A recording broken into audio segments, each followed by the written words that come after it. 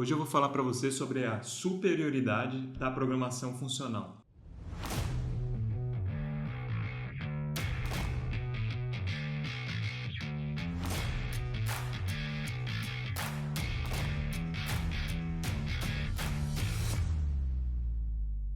E aí galera, beleza? Acho que muitos de vocês sabem do meu flerte com a programação funcional. Eu ainda não tive a oportunidade de trabalhar mais extensivamente com programação funcional, só dei uma brincada no HackerRank lá com o Clojure, mas agora chegou o momento, porque eu pedi para dar uma disciplina no próximo semestre, uma disciplina eletiva sobre programação funcional lá na Unifesp, e foi aprovado. Então, no semestre que vem, eu vou ser obrigado a aprender programação funcional. Em particular, eu vou usar o Clojure como linguagem. Então, pode ser que apareça mais material aqui no canal sobre esse assunto também. Eu já conversei bastante sobre programação funcional com o Rafael Ring, que é lá do Nubank. Se você não viu o vídeo ainda, dá uma olhada aqui, que foi espetacular esse bate-papo com o Rafael. A gente falou bastante sobre programação funcional também, porque lá no Nubank eles usam o Clojure extensivamente. E também uma novidade legal é que eu estou combinando com o professor Sriram Krishnamurti, que é esse professor aqui da Universidade de Brown, que é uma universidade espetacular, é uma das universidades da Ivy League, ou seja, uma das melhores universidades dos Estados Unidos. O professor Sriram, ele é pesquisador na área de linguagem de programação.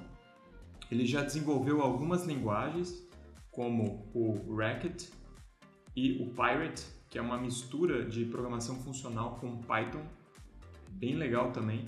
E ele escreveu alguns livros, em particular o How to Design Programs, que é esse daqui que está disponível online também, se você quiser dar uma lida. Então, ele é baseado em Scheme, se eu não me engano, ou Racket, é o Dr. Racket, né, que é a linguagem que é utilizada aqui, que é uma linguagem funcional. Desculpa aqui corrigindo, né? O Dr. Racket é, na verdade, a IDE e a linguagem é o Racket.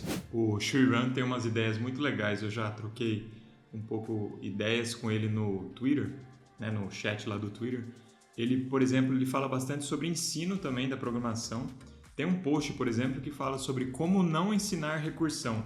Eu acho que todos nós ensinamos recursão da maneira errada, conforme as ideias do professor Sriram. Então esse bate-papo vai ser muito legal, vai ser lá por dezembro, aí eu aviso vocês, acho que vocês vão curtir, porque de fato é um especialista na área de programação funcional e de linguagem de programação em geral.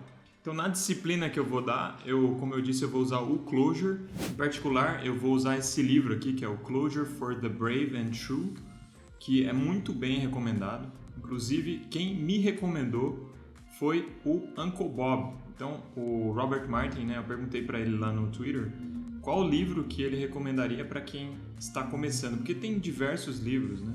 Tem o Getting Clojure, tem o The Joy of Clojure, tem o Programming Clojure, tem o Clojure in Action, então tem muitos livros, então por isso que eu perguntei e o Uncle Bob recomendou esse livro, que parece que é bem engraçado também. É um livro diferente, né? Porque em geral esse tipo de livro técnico é mais sério, então esse livro ele é engraçado, parece que é divertido de ler. Eu vou utilizar para ensinar e aprender Clojure, né, e programação funcional lá com os meus alunos no semestre que vem. Mas voltando então para o tema deste vídeo, que nós vamos falar sobre quais são algumas vantagens práticas da programação funcional. Então essas ideias vêm de um vídeo que eu vi do Richard Feldman, que é um proponente de programação funcional. Ele programa utilizando o Elm, né? Ele sempre faz várias apresentações muito boas sobre programação funcional e sobre o Elm. Então nesse vídeo ele falou sobre razões práticas mesmo de você preferir utilizar programação funcional. Porque o que acontece, né, pessoal? Muitas vezes o pessoal utiliza razões subjetivas para defender um paradigma ou um tipo de estilo de programação. E com a programação funcional não é diferente, né? Tem muita gente que diz, olha, o código funcional é mais elegante, ou o código funcional é mais simples. Só que essas características, elas são um pouco subjetivas, né? O que é simples para uma pessoa pode não ser tão simples para outra. Então, as características que eu vou mostrar para você agora, que são levantadas pelo Richard Feldman, são características práticas e objetivas. E, de fato, trazem vantagens para o desenvolvimento de programas, né, quando a gente utiliza a programação funcional. Então, dá uma olhada. Mas antes de falar das vantagens de se utilizar a programação funcional, eu vou falar o que eu quero dizer com programação funcional, né, que é a definição que o próprio Richard Feldman utiliza na apresentação dele, que é o seguinte, né, qual que é a principal característica da programação funcional? É a imutabilidade. Então, a ideia é que você não tem mudanças de estados, então você praticamente não tem variáveis, não tem atribuição, porque as coisas não mudam de valor, elas são imutáveis. Então, o que acontece? Você consegue utilizar um estilo funcional, um estilo de programação funcional com qualquer linguagem. Basta você não utilizar de mutação, você não mudar o valor de nada, não mudar o valor de nenhuma variável. Sempre que você for fazer alguma alteração em algo, na verdade você retorna algo novo. Então isso pode ser feito no Java, pode ser feito no Python, pode ser feito no JavaScript. Você pode programar com estilo funcional. Mas o que acontece?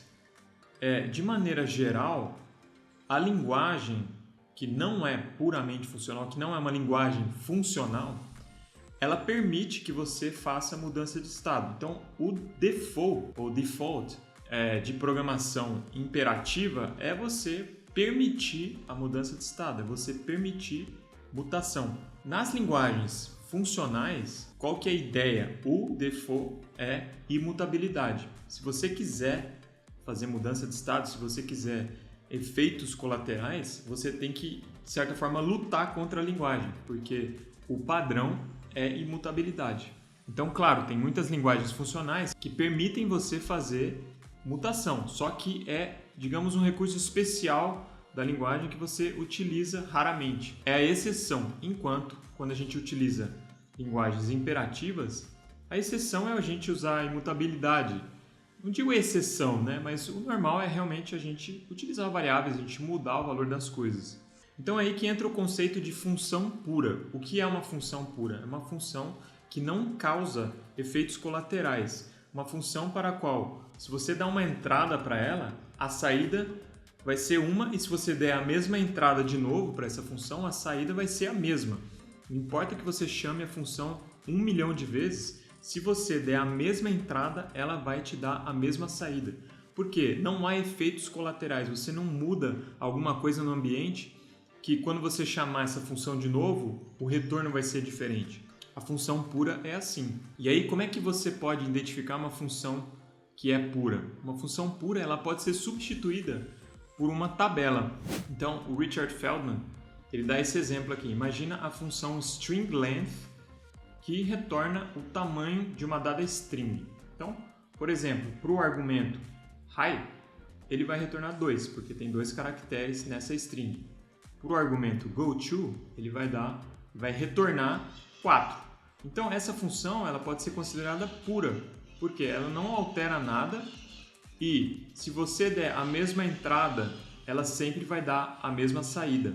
Então, de fato, a gente pode até trocar aqui, em vez de pensar em argumento e valor de retorno, a gente pode pensar como se fosse uma tabela com chave e valor, certo? Se eu prover a chave hi, ela vai me retornar o valor 2. Então, isso aqui é um mapa, certo?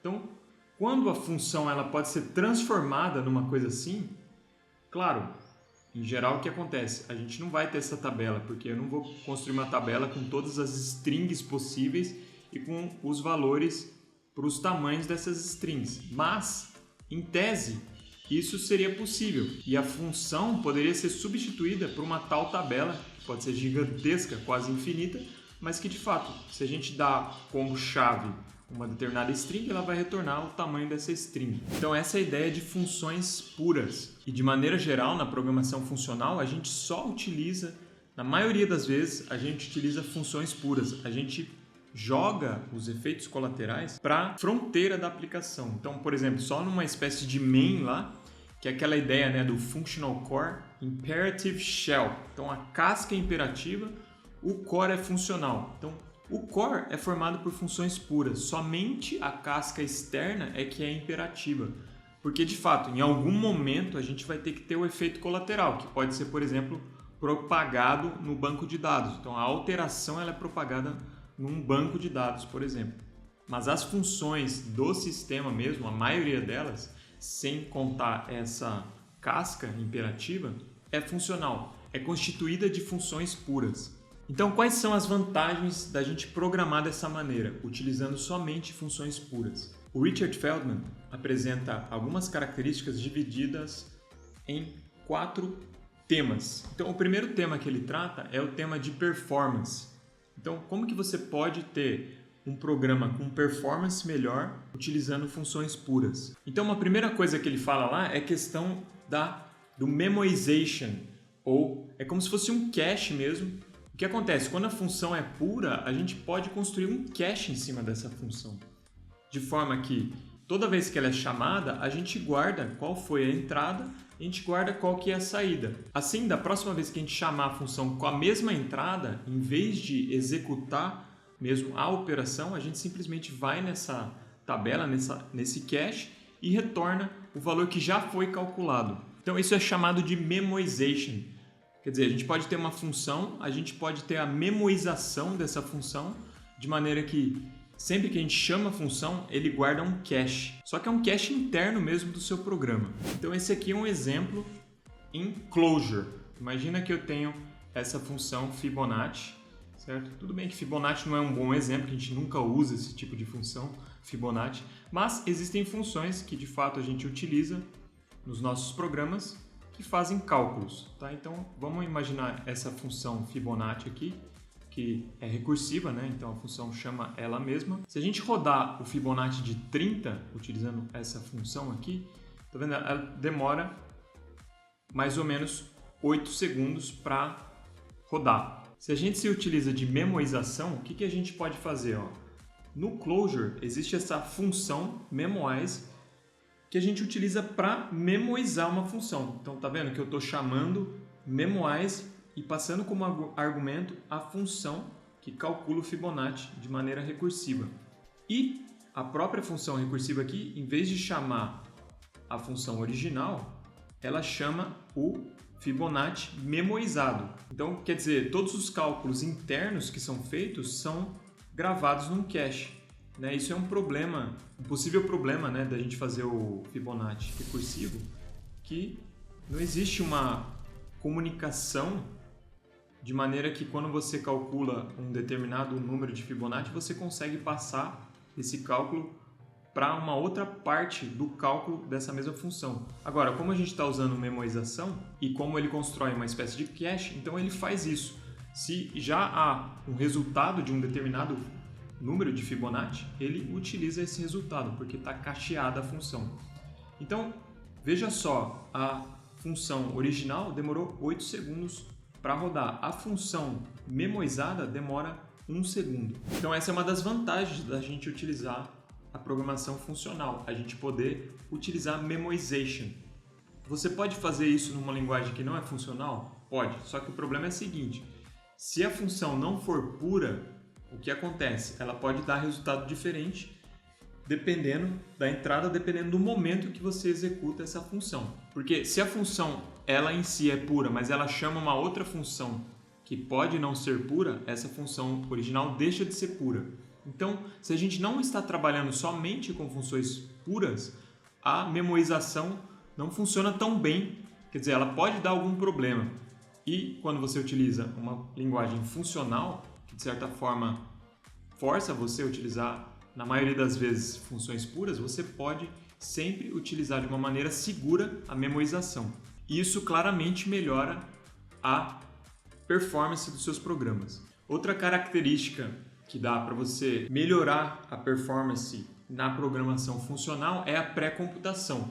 Como você tem funções puras e se você chama uma função pura dentro do seu programa utilizando uma constante, você pode utilizar pré-computação, certo? Para as chamadas a essas funções, porque você sabe qual será o resultado até em tempo de compilação.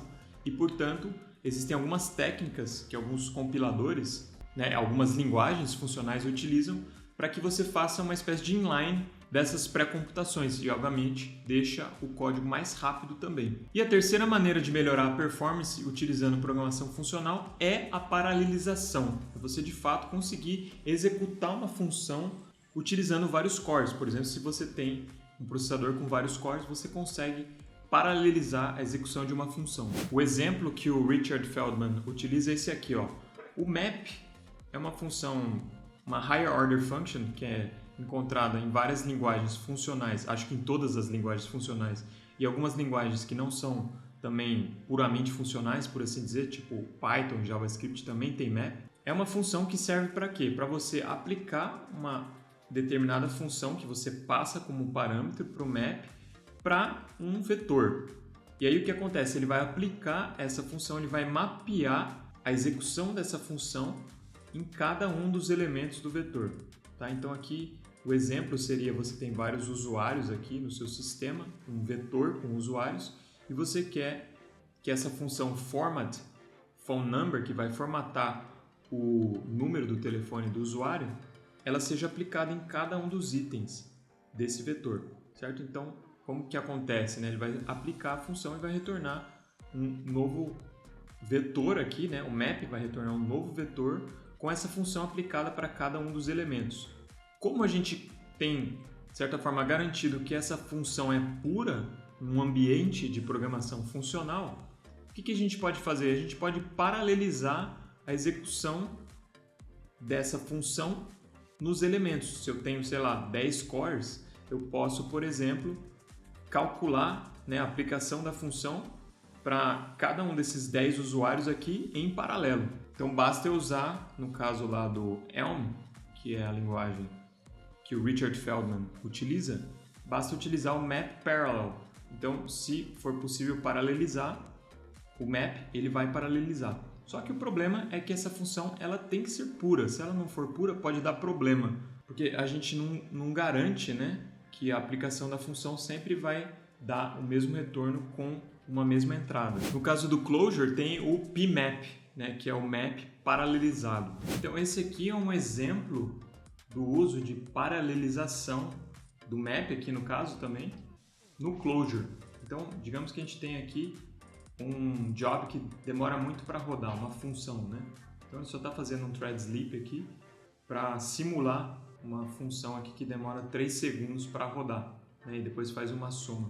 O que acontece? Quando a gente executa essa função aqui, passando esse range aqui, ele demora 4 vezes 3 segundos, né? Mais ou menos 12 segundos para rodar.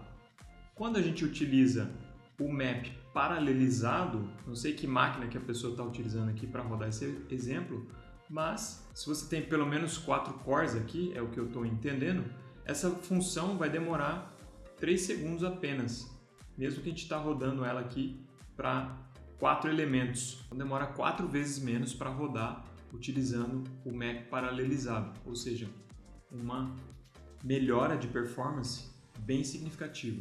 Então essas 3 ideias, né, caching, pré-computação e paralelização, elas podem ser utilizadas dentro da programação funcional de uma maneira segura e de fato vão melhorar a performance dos nossos programas. Então o segundo aspecto que o Richard Feldman ele analisa no que diz respeito à programação funcional, né, características vantajosas da programação funcional, é no próprio desenvolvimento de software.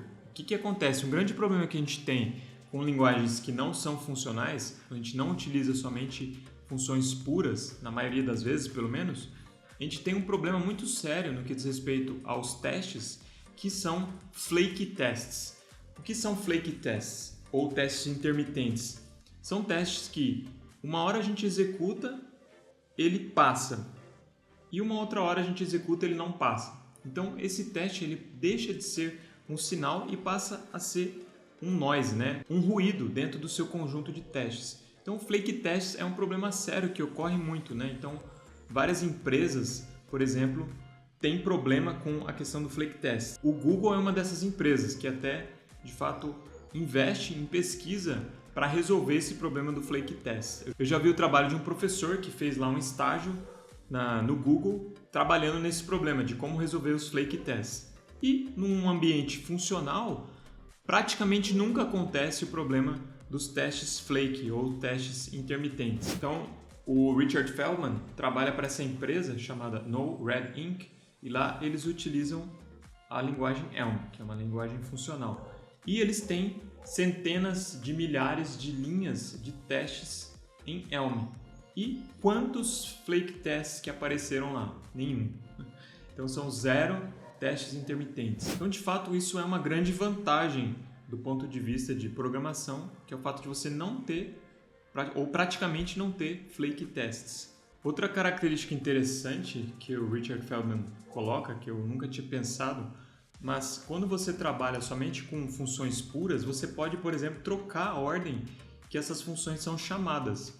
É, de certa forma, garantido que não vai ter problema, que você não vai ter bugs relacionados com a troca da ordem em que essas funções são executadas. Isso a gente não pode garantir num ambiente imperativo. Pode ser que você mude a ordem, como essas funções podem ter efeitos colaterais, podem alterar coisas que estão fora do nosso alcance local, por assim dizer. Então, às vezes você troca a ordem e insere um bug.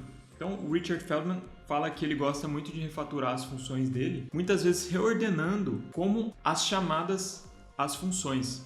E isso não dá para fazer de uma maneira segura com linguagens mais imperativas. Uma outra vantagem que o Richard Feldman coloca lá é quando você vai fazer o debugging. Então aqui nós estamos falando de desenvolvimento ainda. Quando você vai fazer o debugging de um sistema imperativo, como existem várias funções que podem ter efeito colateral, você tem que analisar muitas coisas quando acontece um bug relacionado com efeito colateral.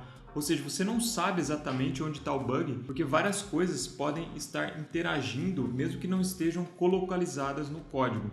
Ao passo que quando você utiliza, na maioria das vezes, funções puras, quando acontece um bug em algum local, você sabe que é exatamente ali, porque não tem efeito colateral, não tem efeito em outro lugar do sistema quando aquela função executa. Então, se tem um bug relacionado com efeito colateral, você pode ir na periferia do sistema, você pode ir naquele shell, na casca, porque apenas ali é que há efeitos colaterais. Então fica mais fácil achar o bug nesse sentido. E depois a última vantagem que o Richard Feldman coloca também da programação funcional, uma vantagem concreta também aqui, que não tem como discutir, como as outras que eu falei até agora, é a questão do ecossistema. Porque o que acontece? Tudo bem, você pode utilizar um estilo de programação funcional no seu JavaScript, por exemplo. Só que nada garante que as funções, as bibliotecas que você for utilizar, por exemplo, a partir do NPM, os pacotes que você baixa para utilizar na sua aplicação, você não pode garantir que as funções que você utiliza ali são puras. Então, mesmo que a sua aplicação tenha funções puras, se ela chama funções de outras bibliotecas que não são puras, como eu disse, essa função passa a não ser pura também, porque a gente não pode garantir que, dadas as mesmas entradas, ela vai retornar as mesmas saídas. Então, no ecossistema de uma linguagem que é funcional, a gente tem a garantia de que as bibliotecas que a gente vai utilizar, por exemplo, no caso do Elm, a gente tem lá o package.elm-lang.org, que contém pacotes para você utilizar nas suas aplicações Elm. A gente tem certeza que essas funções que a gente vai utilizar desses pacotes são 100% funções puras, porque a linguagem ela é pure functional, né? Ela é uma linguagem puramente funcional. Então, você tem confiança de que não vai haver efeitos colaterais quando você utilizar as funções desses pacotes, diferentemente de quando você utiliza um ecossistema de uma linguagem que não é puramente funcional. Então, quando acontece um bug e a gente está num ambiente imperativo, onde pode haver efeitos colaterais em qualquer lugar, quando a gente usa uma biblioteca, por exemplo, a gente tem que se perguntar, será que isso aqui pode ser o que mudou o meu banco de dados? Não tem como, porque a função é pura. Quando a função é pura, a gente não precisa nem se perguntar. Então essa função aqui, em qual entrada essa função depende, né? De qual entrada essa função depende? Somente do user, e nada mais. Esse trecho aqui, ele é dependente dessa chamada, dessa ordem de chamadas que é feita? Não. Como a gente viu, num ambiente de somente funções puras, você pode mudar a ordem tranquilamente. Isso aqui pode causar um teste a ser intermitente? Não, porque somente temos funções puras. Será que eu posso pré-computar isso aqui? Sim. Posso fazer um memoize? Com certeza. Isso aqui é thread safe, ou seja, pode ter condições de concorrência, e isso foi uma coisa que eu não falei, né? Mas é uma das coisas principais de você ter somente funções puras. Você não vai ter problemas de concorrência. Todas essas funções elas são thread safe.